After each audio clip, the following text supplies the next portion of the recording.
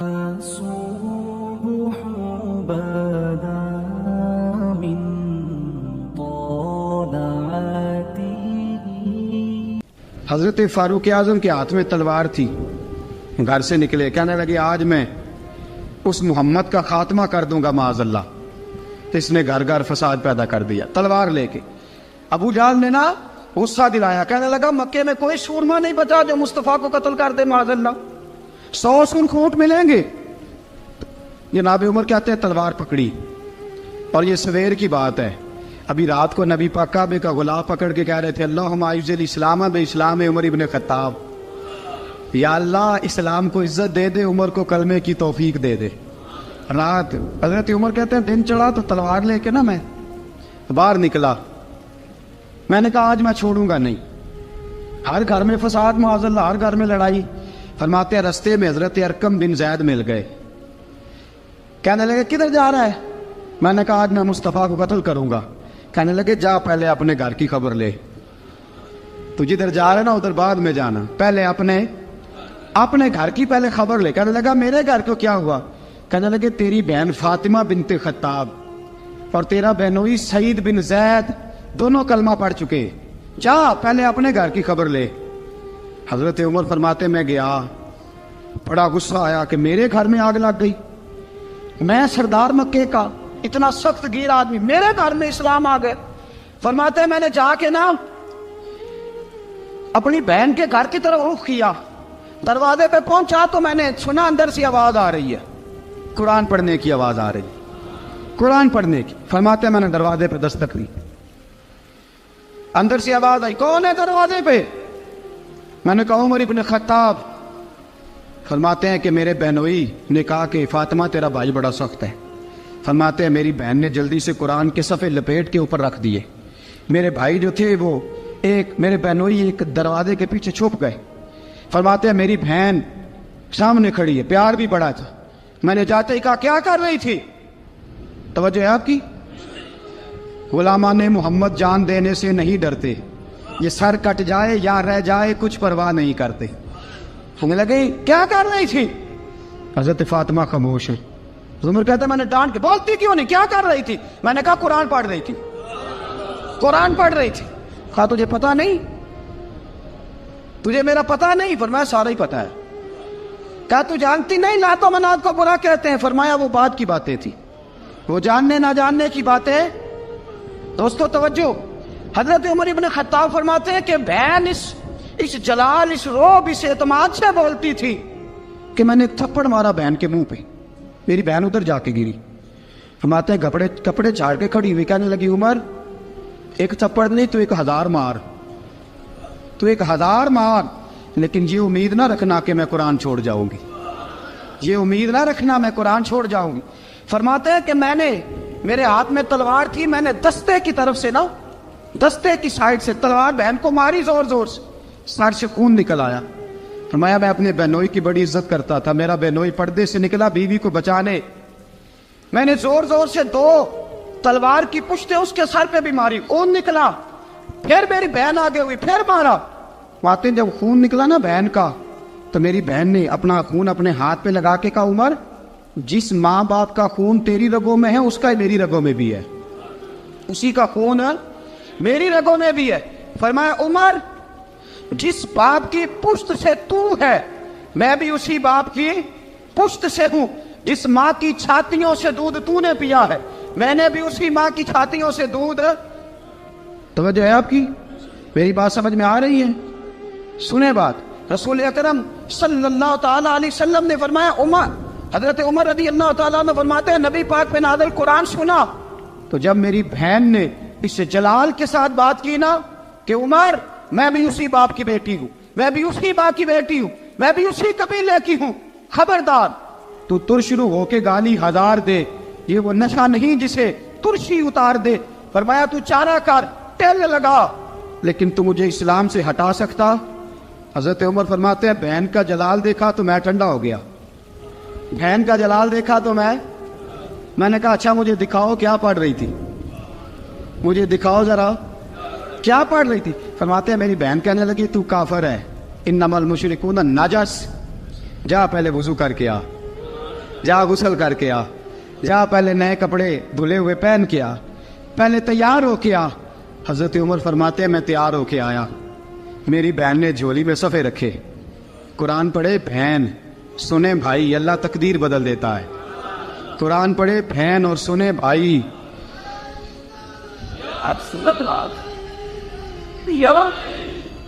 قرآن پڑھے بھائی اور سنے بہن، اللہ تقدیر۔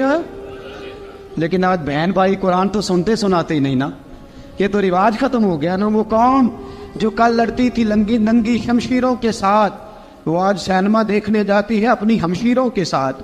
معاذ اللہ، نعوذ باللہ، استغفر اللہ۔ ہمارا وہ حال نہیں رہا جو تھا۔ حضرت عمر فرماتے ہیں بہن نے قرآن پڑھا، میں نے قرآن سنا، پتہ نہیں قرآن میں کیا لذت سی، میں رو رو کے بے حال ہو گیا۔ فرماتے ہیں میرے جیسا سخت آدمی، میرے جیسا سخت جو کبھی نہیں رویا تھا، آج قرآن سنا۔ فَإِذَا سَمِعُوا مَا أُنزِلَ إِلَى الرَّسُولِ تَرَىٰ أَعْيُنَهُمْ، جب قرآن، اللہ کا قرآن پڑھا جاتا ہے جو رسول پہ آیا، تو لوگوں کی آنکھوں کو تم دیکھو گے، ان کی آنکھوں میں آنسو ہوتے ہیں۔ فرمایا میں رو رو کے بے حال ہو گیا۔ میری بہن کہنے لگی بھائی کیا پروگرام ہے؟ میں نے کہا مجھے بھی لے چلو، مجھے بھی لے چلو۔ کہا چلو۔ فرمانے لگے ذرا ٹھہر جاؤ، میرے نا ہاتھ باندھو رسیوں کے ساتھ، نا میرے ہاتھ پیچھے میرے ہاتھ باندھ لو، گلے میں میری تلوار لٹکا لو، میں مارنے آیا تھا، اب میں مجرم بن کے جانا چاہتا ہوں، مجرم بن کے۔ اور ہمارے شیخ فرمایا کرتے تھے، استاد گرامی حضرت عمر فرمانے لگے مجھے مارتے مارتے لے کے جاؤ، میں چونکہ مارنے آیا تھا نا مجھے۔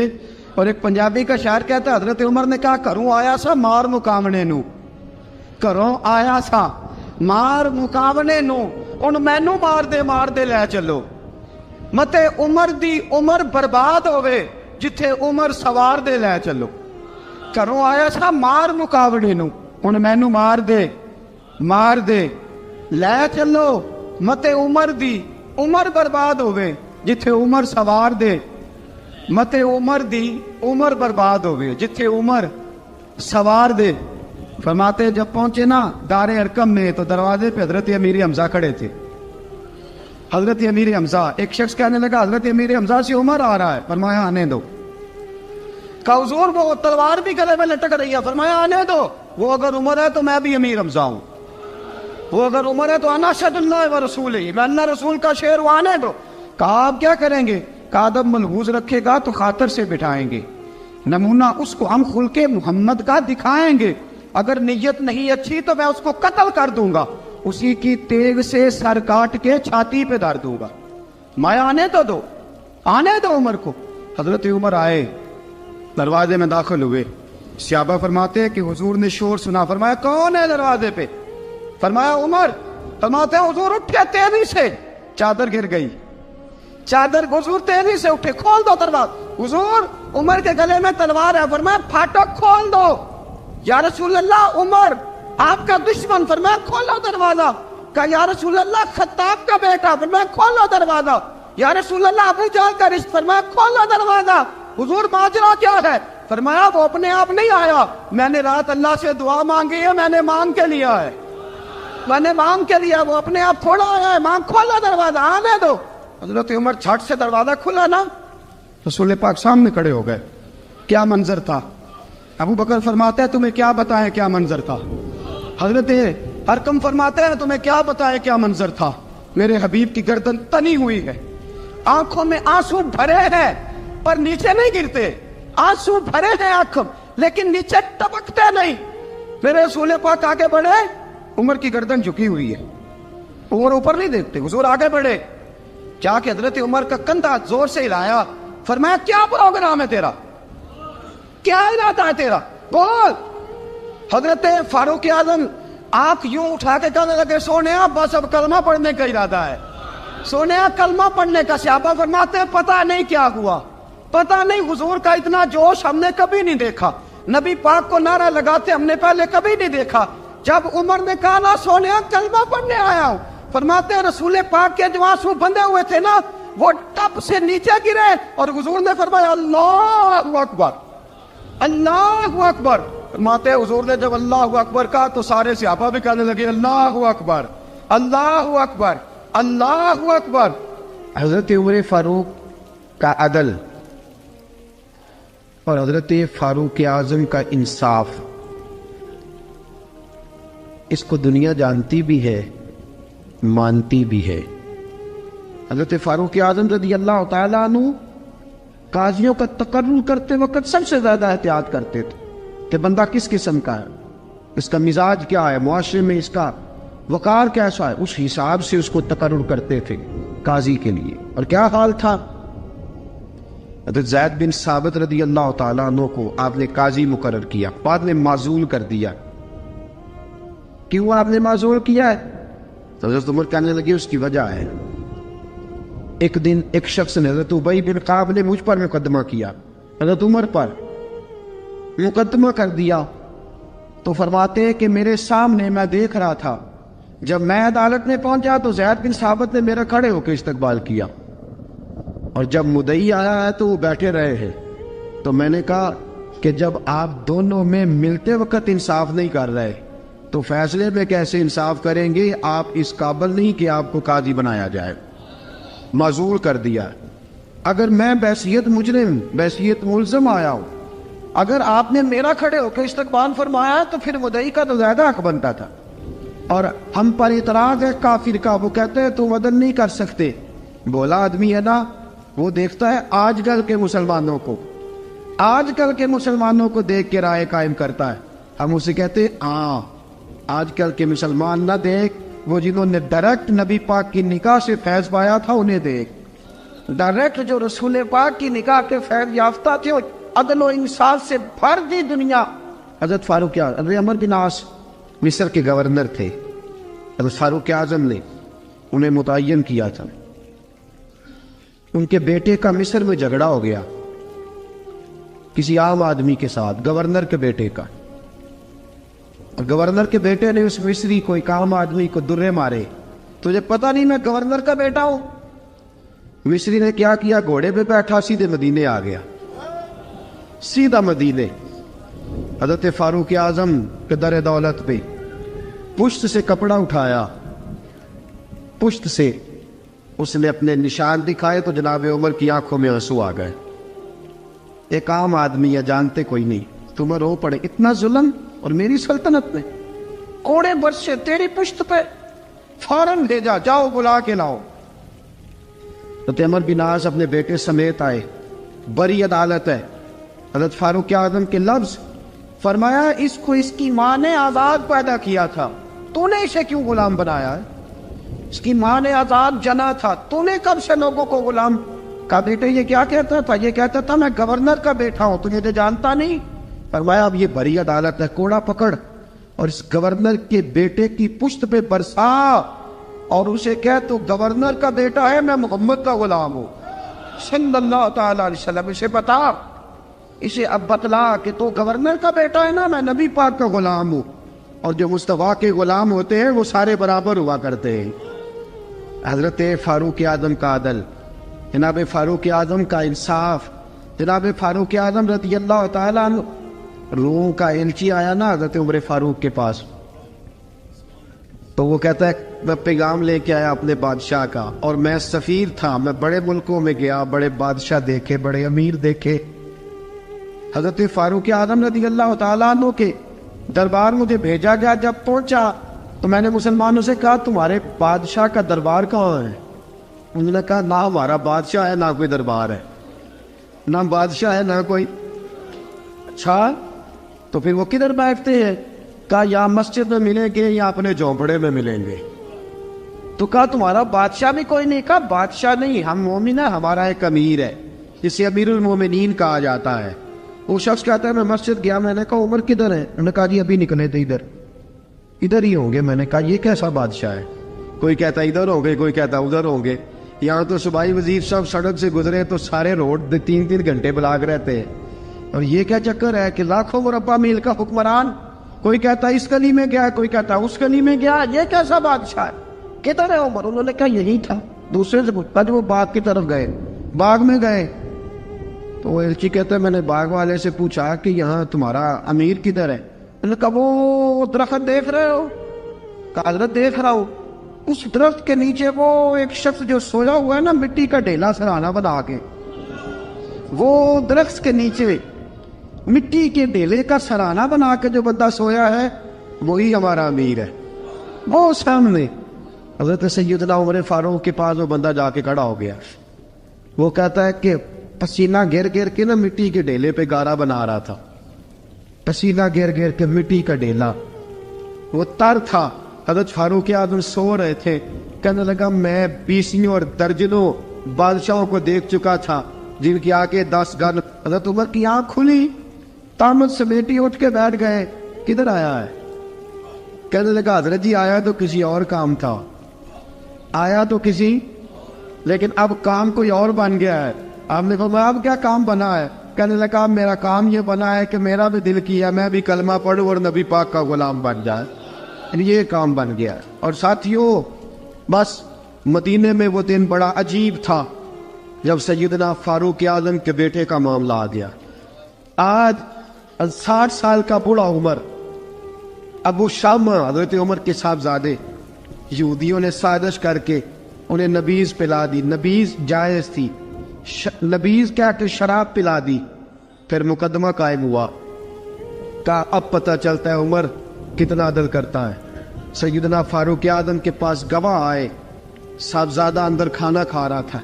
فاروق اعظم نے گریبان سے پکڑا, کھینچ کے لائے. فرمایا ابو شامہ چل, تو نے شراب پی ہے, تجھے کوڑے مارے جائیں گے, تیرے لیے 180 کوڑوں کی سزا تیاری کر لے. ابو شامہ کہتے ہیں کہ ابا جی انہوں نے نبیذ کہی تھی, شراب پلا دی. فرمایا تو نے پی کیوں؟ تو نے پی کیوں؟ بڑے بزم میں بار شیر مسجد نبوی کا فاروق اعظم. اولاد تو بزدل کر دیتی ہے نا بندے کو, اولاد تو کمزور کر دیتی ہے. آج مدینے نے عجیب ماجرا دیکھا. حضرت فاروق اعظم کی زوجہ روتی ہوئی آئی, کہنے لگی حضرت جی میرا لخت جگر ہے, ایک ایک کوڑے کے بدلے پیدل حج کروں گی, ایک ایک کوڑے کے بدلے صدقہ اور خیرات کروں گی. میرا بیٹا غلطی کر بیٹھا ہے, یہ کام نہ کرے. آپ نے فرمایا تو مجھے کہتی ہے میں یہ کام نہ کروں؟ تیرے حج اور تیرے کوڑے کیا کرتے, تیرے حج اور صدقے کیا کرتے ہیں؟ کوڑے لگانا میرے مصطفیٰ کی شریعت کا قانون ہے. تو بیٹے کی بات کرتی ہے, عمر کا اپنا معاملہ بھی ہوتا تو عمر یہی سلوک کرتا. لوگوں نے کہا حضرت جی آپ تھوڑی دیر, ابھی ان کی والدہ پریشان ہے, گھر میں پریشانی ہے, ذرا ٹھہر جائے, کل پرسوں ترسوں سزا دے لیجیے گا. فرمایا تمہیں یاد نہیں جب مدینے کی ایک بی بی نے چوری کر لی تھی اور میرے مصطفیٰ کی بارگاہ میں کہا گیا تھا حضور ذرا ٹھہر جائے, سزا نہ دے, تو حضور نے فرمایا تھا اگر فاطمہ بھی چوری کرتی تو ہاتھ کاٹ دیتا. تمہیں یاد نہیں نظر مصطفیٰ کے ٹکڑے کھانے والا ہوں, میں کیوں دیر کروں؟ اس نے گناہ کرنے میں دیر کی ہے جو سزا میں دیر کروں, برساؤ کوڑے. حضرت افلا نامی غلام, حضرت جی آپ کا لخت جگر ہے. فرمایا لخت جگر نہ دیکھ, مصطفیٰ کا قانون دیکھ. میرا بیٹا نہ دیکھ, مصطفیٰ کے قانون کا قیام ضروری ہے. اگر علی بیٹے کی قربانی دے سکتا ہے, اگر لوگ فاطمہ کے بیٹے کی قربانی یاد رکھیں گے تو تاریخ کبھی بھی عمر کے بیٹے کی قربانی نہیں بھولے گی. فرمایا غلطی سے ہو گیا یا جیسے بھی, اسے خیال کرنا چاہیے تھا. کوڑے لگاؤ. 80 کوڑے لگے تو بیٹے کی روح پرواز کر گئی. جب جوان بیٹا کسی کا, کوثر نیازی نے کہا تھا باپ کا جنازہ اٹھانا بڑا آسان پر بیٹوں کے جنازے اٹھانے بڑے مشکل ہیں. جب فاروق اعظم کا بیٹے کا انتقال ہوا, بیٹے نے آنکھیں کھولی, باپ کی طرف دیکھا تو سیدنا فاروق اعظم عدل و انصاف, 2 آنسو آنکھوں میں آئے. کہ بیٹا حضور سے جا کے کہنا کہ عمر نے بیٹا نہیں دیکھا, کا تیرا قانون دیکھ, جا کے حضور سے میرا پیغام دینا. حضرت ابو شامہ رضی اللہ تعالیٰ عنہ وصال کر گئے. تاریخ کیسے کیسے منظر ازالت الخلفاء شاہ ولی اللہ کی بطور والا پیش کر رہا. حضرت ابو شامہ کا وصال ہو گیا, 20 کوڑے باقی تھے. لوگوں نے حضرت جی آپ کیا کرنا ہے؟ فرمایا اس کا جنازہ پڑھو, اسے قبر میں دفن کرو, باقی 20 کوڑے اس کی قبر پہ مارو, اس کی قبر پہ 20 کوڑے مارو. کا حضرت جی ایسا بھی ہوتا ہے؟ فرمایا اس لیے ایسا ہوتا ہے کہ یہ میرے مصطفیٰ کا قانون ہے, میری اولاد کا معاملہ ہے تو میں درگزر کروں. فرمایا مارو کوڑے. حضرت سیدنا حذیفہ بن یمان فرماتے فاروق اعظم بیٹے کی قبر پہ کھڑے تھے, داڑھی آنسوؤں سے بھری ہوئی تھی. میں دوڑا ہوا آیا, میں نے کہا عمر نہ رو, آج خواب رات تیرے بیٹے کا جنازہ تھا, जनाजा पढ़ के सोया हूँ तो ख्वाब में मुझे रसूल पाक की ज़ियारत नसीब हुई है। नबी पाक ख्वाब में थे तो 2 सब्ज गुल्ले तेरे बेटे को पहना रखे थे और रसूल पाक की बगल में खड़ा था। हुजूर ने फरमाया उमर को जाके कहना कि तूने बेटा पाक करके भेजा था, अल्लाह ने जन्नत के सारे दरवाजे खोल दिए हैं। अल्लाह ने उमर को मेरा सलाम कहना और उसे कहना उमर तेरा हुदूदुल्लाह कायम करना खुदा को भी पसंद है, मुस्तफ़ा को भी पसंद। साथियों, उमर इंतकाल कर गए। 26 ज़िलहज को जख्म लगा। यकब और रम का दिन, आज का दिन हज़रत फारूक आज़म को याद रखना, लोगों को बताना, दिन भर उमर की बातें करना, खिराज तहसीन पेश करना। हज़रत फारूक आज़म को जख्म लगा। आपने फरमाया अपने बेटे से बेटा जा हज़रत आयशा के पास, गुंबद खजरा में 3 लोगों के दफन होने की जगह है। एक में अबू बकर दफन हो चुके, एक में रसूल पाक का मज़ार कुदसी बन चुका, एक जगह खाली है। जाके आयशा से पूछना, मुझे पता है वो 18 साल की उम्र में रसूल पाक पर्दा कर गए थे। 18 साल सैयदा की उम्र थी। आयशा ने जगह अपने लिए रखी हुई है। जाके बाहर खड़े होके कहना अम्मा जी, उमर कहता मेरा दिल करता है,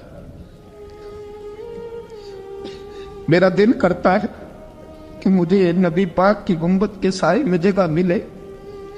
जाके अर्ज करना और बेटा बाहर खड़े रहना, ज्यादा जिद ना करना, मोमिनों की माँ है। हजरत सैयदना अब्दुल्ला इब्न उमर के बाहर खड़ा था, दरवाजे के बाहर खड़े होके कहा कि उमर का बेटा हो। अम्मा जी, उमर फरमाती इजाजत दो तो दिल करता है नबी पाक के साथ लेट जाऊं। वफा में गुजार दी उम्र सारी, सारी जिंदगी लै सजना आसा तोड़ निभाई, दिल करता है हुजूर के साथ लेटने को। तो हजरत आयशा सिद्दीका, हजरत अब्दुल्ला इब्न उमर फरमाते मैं दरवाजे से बाहर खड़ा था लेकिन आयशा के रोने की आवाजें बाहर तक आ रही। हजरत आयशा सिद्दीका हिचकियां लेके रोई। सैयदा आयशा ने फरमाया उमर से जाके कहना उमर कोई कब्र की जगह किसी को नहीं देता, लेकिन उमर तूने वफा की तारीख बनाई है, उमर तूने कमाल कर दी है, उमर तूने हद कर दी है। उमर को जाके कहना कि मैं जन्नतुल बकी में दफन हो जाऊंगी, जहां मेरा वक्त आएगा दफन हो जाऊंगी, लेकिन उमर तेरी खिदमत कहती है कि तुझे नबी के साथ दफन होना चाहिए। सैयदना अब्दुल्ला इब्न उमर फरमाते हैं कि जब दफन होने की तानी पर सहेलियां रंगा रंग खड़े तरे औसदा जानिए जिसदा तोड़ चढ़े। फरमाते आया उमर को आके बताया पेशानी खून से भरी हुई। उमर ने सजदे में रख दी, रो के कहा आज मेरी तोड़ निभ गई है। हजरत फारूक आज़म मुस्तफ़ा के साथ लेट गए।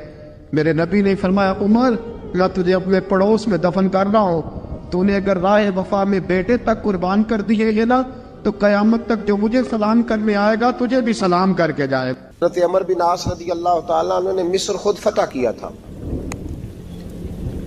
खुद फाते थे। हजरत उमर ने उन्हें गवर्नर मिस्र बना दिया। उनका बेटा एक आम आदमी के बेटे को कहने लगा चलो अपना अपना घोड़ा दौड़ाते हैं, भला कौन जीतता है। घोड़े दौड़े, आम आदमी का बेटा जीत गया। गवर्नर साहब के बेटे ने दुर्रा उठाया और दुर्रा उठा करके उस जीतने वाले गरीब आदमी की कमर पे दुर्रे मारे। उसको जब दुर्रे लगे तो बेटे ने घर आके बाप को अपनी लहू लोहान कमर दिखाई। बाप के दिल में बड़ी कदर होती है औलाद। दर्जे तो लोग मां के बयान करते रहते हैं, लेकिन जितना बाप प्यार करता है उसका भी तकाजा कोई कर नहीं सकता। वालिद ने जब देखा ना लहू लोहान है गर्दन, तो वालिद चीखे, रोए, और फिर पता नहीं अगले 1.5 मिनट में उस बच्चे के वालिद को क्या हुआ। उसने आंसू पूछे और बेटे को कहने लगा मेरे घोड़े के पीछे बैठ। किधर जाना है? फरमाने लगे ये जुल्म का दौर नहीं, ये उमर का दौर है। हाँ ऐसी बात है कोई जो मर्जी कर जाए, बैठ मेरे घोड़े पे। आधी रात के वक्त पहुंचे मदीने और बाहर जाके वो आदमी पुकारने लगे, कहने लगे उमर बाहर आओ, निकलो ख्वाबगाह से। जब गरीबों पे जुल्म हो तो फिर हुक्मरानों को सोने की इजाजत नहीं हुआ करती। बाहर आओ। फारूक आज़म आधी रात को उठ के आए। क्या हुआ? कहा उमर देख ये बेटा जो मैंने अपने मुंह के निवाले खिला खिला के पाला है, जरा मेरे लाल की पुश्त देख, तेरे दौरे हुकूमत में ये हाल होगा।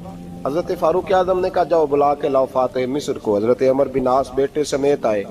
जनाब फारूक आज़म फरमाने लगे मजमे में खड़ा करके فرمایا کیوں مارا تو نے اس کو؟ گردن جھک گئی. فرمایا تو گورنر کا بیٹا تھا اس لیے مارا ہے؟ اس غریب آدمی کے بچے کو کہا درے پکڑ اور گورنر کے بیٹے کو اس کے سامنے مار, اور اتنے مار کے اسے سمجھ آئے. جب اس کو درے لگ رہے تھے تو لوگ دیکھ رہے تھے. تھوڑی دیر گزری تو حضرت سیدنا عمر فاروق رضی اللہ تعالیٰ عنہ نے فرمایا گورنر مصر کو بھی سزا دو, اس کے کپڑے اتروا کے اسے ٹاٹ کا لباس پہناؤ. لوگ کہنے لگے حضور گورنر صاحب کی کیا غلطی؟ سنو اور یاد رکھنا. حضرت فاروق اعظم کہنے لگے اس بچے کے دل میں بات ڈالی کس نے کہ تو گورنر کا بیٹا ہے؟ کس نے بات ڈالی کہ تو چودھری کا بیٹا اور باقی کمی ہوتے ہیں؟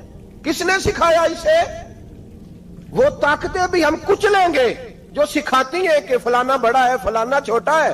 فرمایا نا, جب کوئی رسول اللہ کا کلمہ پڑھ لیتے ہیں وہ برابر ہو جایا کرتے ہیں. اس کو کس نے سکھایا؟ کس نے سکھایا اس کو؟ گورنر کو بھی. اور پھر حضرت عمر نے تاریخی جملہ کہا حضرت عمر بن عاص کی طرف دیکھ کے, فرمایا جب اللہ نے ان لوگوں کو آزاد پیدا کیا تم نے کیوں غلام بنا لیا؟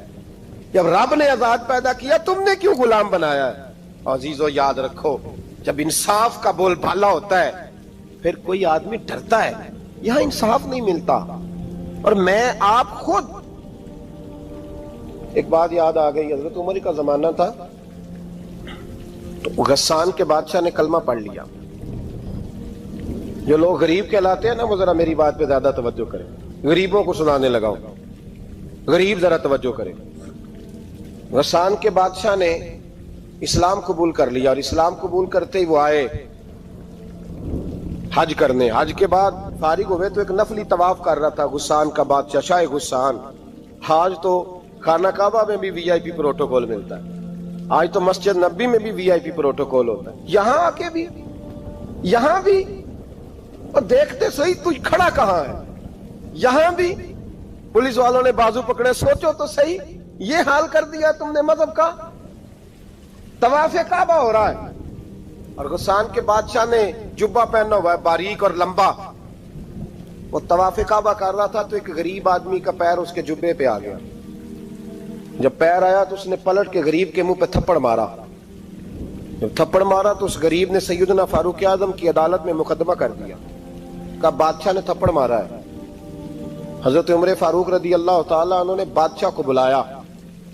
فرمایا تو نے اس غریب کو مارا ہے؟ کہا جناب اس نے پیر رکھا تھا. تو فرمایا پیر رکھا تھا تو کیا ہو گیا؟ تو نے کیوں لمبا جبہ پہنا تھا؟ تجھے سمٹ کے چلنا چاہیے تھا. کہا میرے لیے حکم کیا ہے؟ حضرت عمر کہنے لگے یہاں اسے رات میں راضی کر لے, ورنہ صبح اسی جگہ اسی کونے میں خانہ کعبہ کے سائے میں وہ غریب تیرے منہ پہ تھپڑ مارے گا اور تجھے تھپڑ کھانا پڑے گا. غریبوں سنو سنو, ساری رات وہ غسان کا بادشاہ غریب کی منت کرتا رہا تو راضی ہو جا.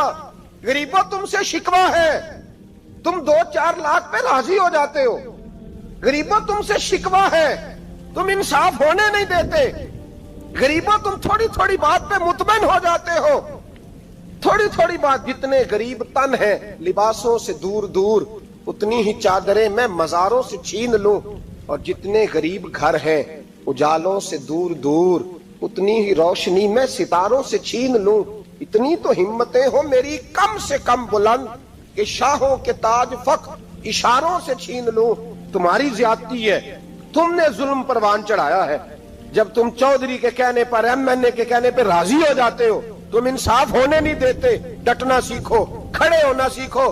جب اسے کہا نا راضی ہو جا تو وہ غریب کہنے لگا میں راضی ہو جاؤں اور کل تو کسی اور کو بھی تھپڑ مارے. فرمایا جتنی تیرے پاس دولت ہے لا کے قدموں میں رکھ. ہم دولتوں کی پرواہ اس لیے نہیں کرتے کہ ہم نے محمد عربی کا چہرہ دیکھا ہوا ہے. اب میری نگاہوں میں جچتا نہیں کوئی, اس لیے کہ جیسے میرے محبوب ہیں ویسا نہیں. تم اثر لینا چھوڑ دو, تم اثر بڑا لیتے ہو. ہاں تمہارے اوپر چیزیں اثر انداز ہوتی ہیں, اس لیے انصاف نہیں ہوتا. ڈٹنا سیکھو, کھڑے ہونا سیکھو. جو بھائی ڈٹ جاتا ہے نا وہ بڑے کمال کر جایا کرتا ہے. ساری رات مناتا رہا.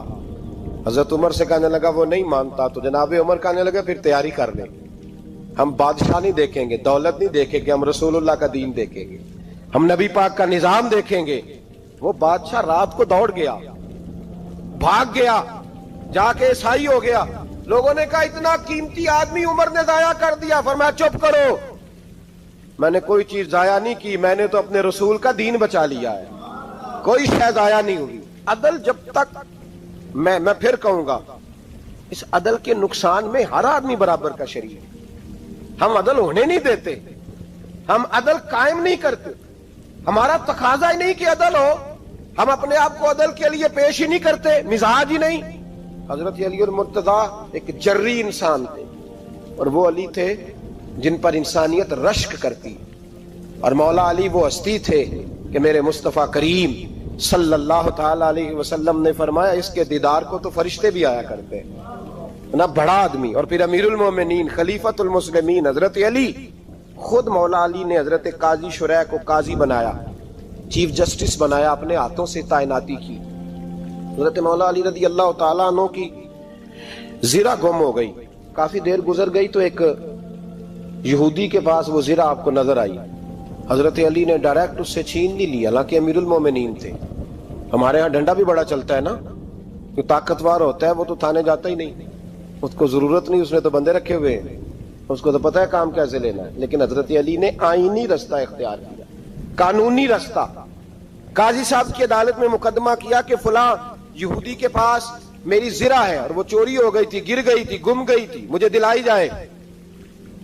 قاضی صاحب نے بلا لیا یہودی کو, امیر المومنین بھی کٹہرے میں. قاضی صاحب کہنے لگے اس سے کہ زرہ تیری ہے؟ اس نے کہا جی میرے پاس ہے تو میری ہے.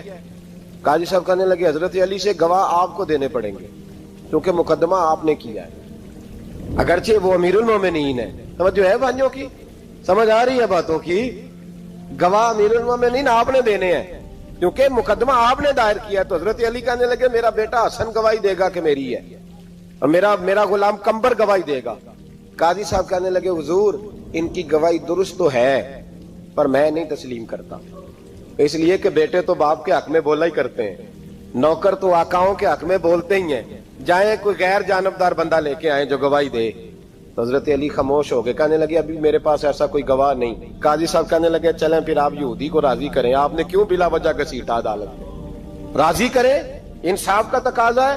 تو حضرت علی قریب گئے, کہنے لگے بھیا ناراض نہ ہونا, زرہ تو میری ہے, ناراض نہ ہونا, میں نے غلط مقدمہ نہیں کیا. علیحدہ بات ہے کہ میرے پاس گواہ نہیں تو میں کوئی بے انصافی نہیں کر سکتا, تو میرے ساتھ چل تجھے کھجوروں کا حلوہ کھلاتا ہوں تاکہ تو راضی ہو جائے. وہ یہودی کہنے لگا میں نے قاضی صاحب کا انصاف دیکھا اور جناب علی کا انصاف کے لیے کھڑا ہونے دیکھا تو میں مولا علی کے قدموں میں بیٹھ گیا. میں نے کہا علی جب تیری یہ شان ہے تو محمد عربی کا کیا مقام ہوگا. میں نے کلمہ پڑھنا شروع کر دیا. دیکھیں نا تقاضا پورا کیا ہے حضرت علی نے. تو وہ کہنے لگا علی تیرے انصاف کے رنگ نے نا, جملہ یاد رکھنا, کہنے لگا یہودی علی تیرے انصاف کے اس رنگ نے میرے دل سے کفر کی میل دور کر دی, تیرے عدل نے میرا کفر توڑ دیا, کفر. لیکن شرط دیکھیں نا, غریب آدمی ابو ایوب انصاری, ماڑے بندے, اب تو پیر اور مولوی بھی گنجائش نہیں نہ دیتا کسی کو بولنے کی, تو سیاست دان تو اللہ کی پناہ, وہ تو پتہ نہیں کس طرح سوتے ہیں رات کو, اللہ ہی جانتا ہے, پتہ نہیں کس طرح اپنے آپ کو مطمئن کر کے وہ زندگیاں گزار رہے ہیں, خدا ہی بہتر جانتا ہے. حضرت عمر فاروق جیسا دلیر اور جرری آدمی جمعہ پڑھانے مسجد میں داخل ہوئے تو جناب ابو ایوب انصاری دروازے پہ کھڑے ہو گئے, کہنے لگے عمر تیرے نوکر نہیں, ٹائم پہ آیا کر, بڑی دیر سے کھڑے ہیں. کیوں دیر سے آیا؟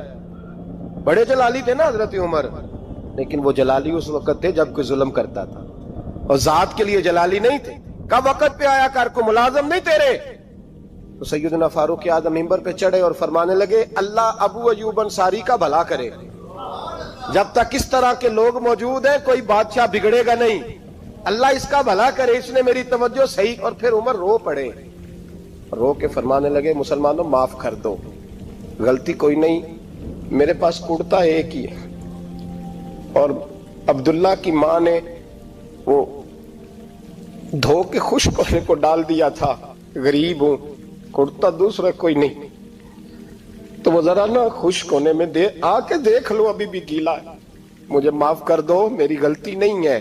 صحابہ درد کے ساتھ رونے لگے اور کہنے لگے اللہ اس طرح کے حکمران ہمیشہ عطا کرتا رہے.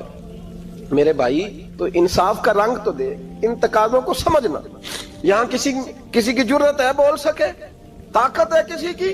لیکن انہوں نے اپنے آپ کو پیش کیا، سامنے پیش کیا اپنے آپ لوگوں کے سامنے. 2 مال غنیمت کی چادریں بانٹ رہی ہیں، سب کو ایک ایک ملی ہے. فاروق اعظم جمعہ پڑھانے آئے تو اسی چادر کا کرتا، اسی کی تامت. لوگ کھڑے ہو گئے، عمر بتا تو نے 2 کیوں لی؟ یہ انصاف ہے؟ یہ عدل ہے؟ کیوں لی 2؟ حضرت عمر کہنے لگے میرا بیٹا جواب دے گا. عبداللہ بن عمر بولے، کہنے لگے ابا جی کے کپڑے بڑے پرانے ہو گئے تھے، میں نے اپنے حصے کی بھی اپنے ابا جی کو دے دی ہے. دیکھیں نا، یہ انصاف میرے نبی پاک نے کیا ہے، صحابہ نے سیکھا ہے. میں اور آپ تیار نہیں، ہم تیار نہیں انصاف کے لیے، ہمارا مزاج نہیں انصاف کا. ہمیں خود بہت سارا آگے پیش ہو کے رنگ دکھانا پڑے گا، اس کے لیے ہماری تیاری نہیں. اس لیے ہم حکمرانوں کو گالی دے کے چپ کر جاتے ہیں. اس لیے ہم وکیلوں کے کہتے ہیں بکتے بڑا ہیں، جج بکتے، یہ باتیں کر کے ہم خاموش ہیں. ہم پیش نہیں کر پا رہے، ابھی تک ہم اپنے آپ کو کھڑا نہیں کر پا رہے کہ ہم سے مطالبہ کرو انصاف کا. کھڑا نہیں. حضرت سیدنا علی المرتضی شیر خدا رضی اللہ تعالیٰ عنہ فرماتے ہیں بدر کے لیے جب جا رہے تھے تو سواری ایک تھی، سوار 3 تھے. ایک سواری اور سوار 3. فرماتے ہیں نبی پاک صلی اللہ علیہ وسلم نے فرمایا 3 کٹھے نہ بیٹھنا، 2 بیٹھے، سواریوں کو تکلیف ہوتی ہے. قربان جاؤں، کیسا رسول دیا ہے جو جانوروں کے حقوق کا بھی خیال فرماتے ہیں صلی اللہ علیہ وسلم. فرمایا 2 بیٹھے. حضرت علی کہتے ہیں پہلے میں اور نبی پاک صلی اللہ علیہ وسلم بیٹھے، اور تیسرے ہمارے ساتھ ابو درداء رضی اللہ تعالیٰ عنہ. فرماتے ہیں جا رہے تھے بدر کے لیے، پہلے میں اور حضور بیٹھے، پھر نبی پاک اور ابو درداء بیٹھے. فرماتے ہیں پھر نمبر لگ گیا میرا اور ابو درداء کا، اور مصطفیٰ نے گھوڑے کی لگام تھامی تو حضرت ابو درداء تڑپ اٹھے، کہنے لگے علی نہ طبیعت مانتی ہے، نہ ادب مانتا ہے، نہ عشق مانتا ہے، تو اس طرح کر، میں تو چھوٹا ہوں، آپ کہیے رسول پاک سے، آپ ہر لحاظ سے بڑے ہیں، آپ عرض کیجئے کہ حضور نہ ادب مانتا ہے، نہ عشق مانتا ہے، نہ پیار مانتا ہے، نہ تقاضا ہے، مہربانی کرے آ جائیں. حضرت علی ہاتھ باندھ کے عرض کرنے لگے محبوبہ ٹھیک ہے باری آپ کی پیدل چلنے کی ہے، پر مہربانی کریں، ادب پیار اور محبت مجبور کر رہی ہے. تو حضور نے فرمایا علی چپ کر، میں عدل نہیں کروں گا تو لوگ عدل سیکھیں گے کیسے؟ اگر میں عدل نہیں کروں گا تو قوم سیکھے گی کیسے؟ مجھے عدل کرنے دے، انصاف کرنے دے. فرمایا چلنے دے مجھے پیدل، کچھ نہیں ہوتا. تقاضا عدل جب تک پورا نہیں ہوتا، آپ یقین کریں میرے صاحب کہا کرتے تھے میں عدالت کو عدالت نہیں کہتا، کچہری کہتا ہوں، اس لیے کہ عدالت وہ ہوتی ہے جہاں عدل ہوتا ہے. یہاں تو حال یہ ہے، بتائیے وکیل کو نہیں پتا ہوتا کہ جو میرے پاس آیا یہ غلط آدمی ہے، وہ اس کی حمایت کرتا ہے کہ نہیں، اس کے ساتھ چلتا ہے کہ نہیں، جھوٹ کے ساتھ آخر تک لڑتا ہے کہ نہیں لڑتا. جو گواہ بن کے جا رہے ہوتے ہیں انہیں پتا ہوتا ہے کہ نہیں کہ ہم جھوٹے کی گواہی دینے جا رہے ہیں. تو پھر کیا سارا ظلم حکومتیں کر رہی ہیں؟ معاشرہ بھی تو اپنی ترتیب بدلے نا، لوگ بھی تو اپنا رنگ بدلے نا، لوگ بھی تو طبیعت بدلے نا. کون منتخب کرتا ہے انہیں ظالموں کو؟ عوام، اور پھر اس کے بعد شکوہ بھی عوام ہی کرتی ہے. خدا را تقاضے سمجھو، مزاج سمجھو، طبیعت سمجھو اسلام کی. میرے نبی پاک صلی اللہ علیہ وسلم نے عدل کا بول بالا کیا، ہر مقام پر، ہر نقطے پر. رسول پاک صلی اللہ علیہ وسلم نے عدل عدل اور عدل کی آواز بلند فرمائی. کوئی مقام ایسا نہیں. آپ پڑھیے کتابیں، اگر ایک کلمہ پڑھنے والے اور یہودی کا فیصلہ آیا ہے اور نبی پاک صلی اللہ علیہ وسلم نے یہودی کو حق پہ سمجھا ہے تو نبی پاک نے یہودی کے حق میں فیصلہ دیا. وہ منافق بگڑ گیا ہے، حضرت عمر کے پاس گیا ہے، لیکن حضور نے فرمایا جہاں جاتا ہے جا، فیصلہ وہی کیا جائے گا جو عدل پہ مبنی ہوگا. میرے رسول پاک علیہ الصلوۃ والسلام کے صحابہ کے قریب دنیا داری آ سکی نہیں آئی. حضرت ابو بکر صدیق نے پانی مانگا تو لوگوں نے دودھ دیا، فرمایا پیچھے کرو. ابو بکر نے نعمتیں چھوڑ دیے. اب ابو بکر وہ والا کام کرتا ہے جو رسول پاک نے کیا ہے. فرمایا نہ دودھ شاید پیش نہ کرو، جو مانگتا ہوں بس وہ دو. حضرت ابو بکر صدیق نے بڑے مالدار تھے. حضرت عمر فاروق رضی اللہ تعالیٰ عنہ کے پاس صحابہ کرام جمع ہو کے آئے. کون سا ایسا شخص ہے جس کی تنخواہ میں اضافہ ہو جائے؟ تو لوگ کہتے ہیں نہیں نہیں مجھے نہیں چاہیے. پر ہم نے وہ لوگ دیکھے ہیں. حاجی صادق صاحب کو مسجد والوں نے کہا 1000 روپیہ تنخواہ بڑھانی ہے، تو حاجی صاحب کہنے لگے میرا بڑا سونا گزارا ہوتا ہے، مینوں نہیں بڑے نے. حضرت سیدنا عمر فاروق رضی اللہ صحابہ اکٹھے ہو کے گئے. کہنے لگے عمر حضور کے زمانے میں بظاہر غربت رہی، جناب صدیق اکبر کے زمانے میں غربت، اب تو بڑی ریل پیل ہے، بحرین سے لاکھوں کا مال آتا ہے. آپ کو بڑے بڑے سفیر ملنے آتے ہیں پر آپ وہی پرانا کرتا اور وہی تامت جو کئی جگہ سے سی آپ نے کئی جگہ سے پھٹی. اور حضرت عمر ایک دن عید کی نماز پڑھانے گئے تھے تو ننگے پیر ہی چلے گئے. لوگوں نے کہا جوتا، فرمایا ٹوٹ گیا تھا یار، پہننے کے قابل نہیں تھا. فرمایا ننگے پیر آ گئے ہو، لوگ کیا کہیں گے؟ فرمایا چھوڑو، عمر کے پاؤں ننگے ہیں لیکن عمر کے کردار میں تو کوئی شک نہیں نا، پیر ہی ننگے ہیں نا، کیا ہوا؟ چھوڑو اس بات کو. کوئی پیار نہیں دنیا داری سے، دولت سے، کوئی چکر ہی نہیں. حضرت سیدنا عمر فاروق رضی اللہ تعالیٰ عنہ کو صحابہ نے کٹھے ہو کے کہا، یہ ہے امت کے بیدار ہونے کے طریقے جو عرض کر رہا ہوں. کہا جناب آپ اب بڑا مال غنیمت ہے اور جس طرح ہر صحابی کا حصہ ہے آپ کا بھی حصہ ہے، تو ایک نیا کرتا ہی ڈال لیں آپ خرید کے. اب جب مشورہ ہو گیا صحابہ میں تو کہنے لگے عمر سے بات کون کرے گا؟ نیا کرتا پہننے کی عمر سے بات کس کو برا لگتا ہے جی؟ نیا کرتا کون بات کرے گا؟ حضرت سیدنا علی المرتضیٰ کا انتخاب ہوا.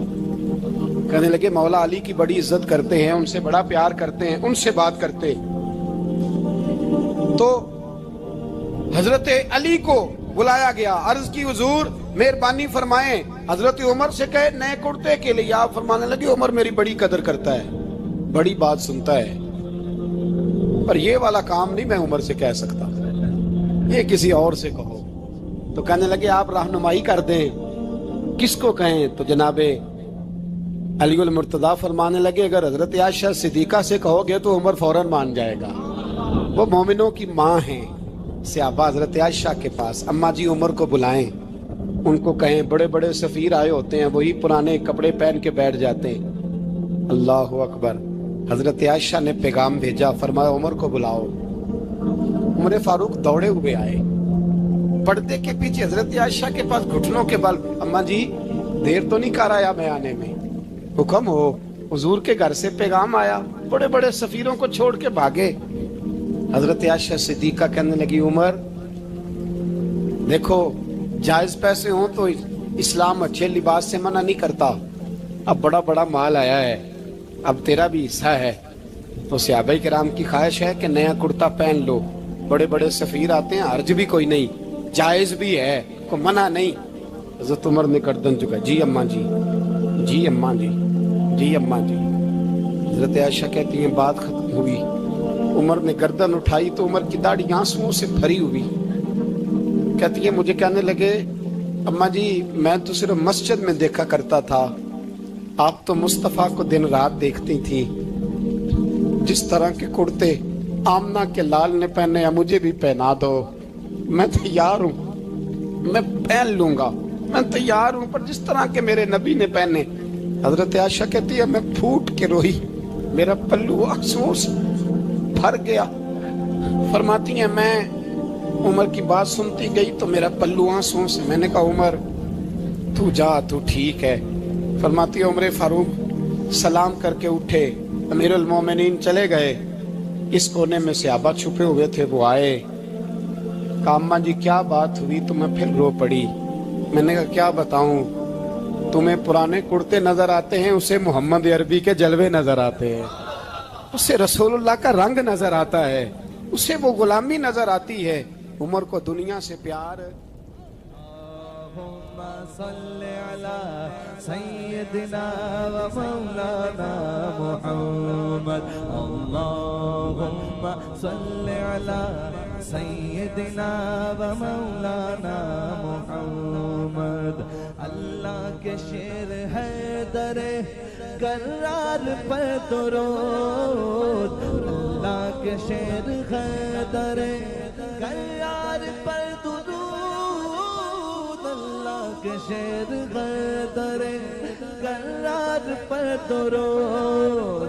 حضرت حسن حسین کے کردار پر درود. اللہم صلی علی سیدنا و مولانا محمد وعلی سیدنا علی وسیدتنا فاطمہ وسیدتنا زینب وسیدنا حسن وسیدنا حسین وعلى آلہ وصحبہ وبارک وسلم زینب کی بارگاہ میں زینب کی بارگاہ میں زینب کی بارگاہ میں زینب کی بارگاہ میں سلام نیاز ہے زینب کی بارگاہ میں سلام نیاز ہے جو مرتضیٰ کی لاڈلی زہرا کا ناز ہے اللہم صلی علی سیدنا و مولانا محمد وعلی سیدنا علی و سیدتنا فاطمہ و سیدتنا زینب و سیدنا حسن و سیدنا حسین